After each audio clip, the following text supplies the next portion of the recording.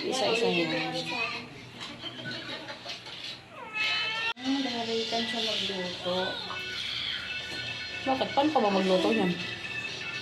Kasi siguro, wala na yung kamay ko dito. Tinalo niya.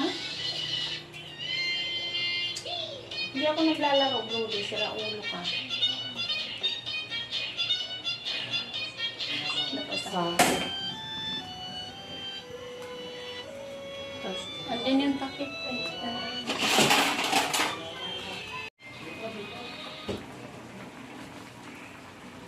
Bango. Wow, yan ang masarap. Daming gata.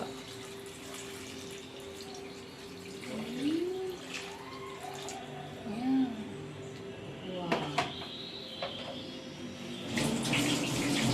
Isasabay niya na yung pichay ba? Yan, pinakamadaling luto. Diba? Walang ka-effort-effort. Basta maibabaw lang. Dito ko muna. She's very shy girl. Yan, namamalig siya. Ayan, panlasang Pinoy na po tayo. Magic sarap. Ang panlasang Pinoy, magic sarap.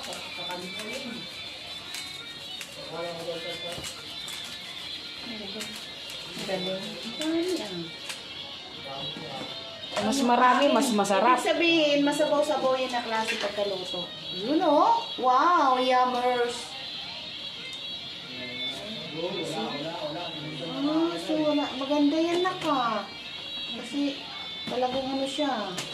Hindi siya yung ano crispy. Yung mamantika. Kasi hindi siya hindi siya. Pwede na ta.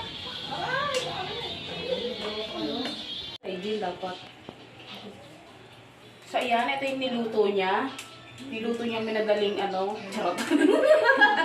Minadaling gatang tilapia. Luto na ba to? So, ito na, yung niluto niya ng tilapia. Titikman natin to mamaya pagkakain natin.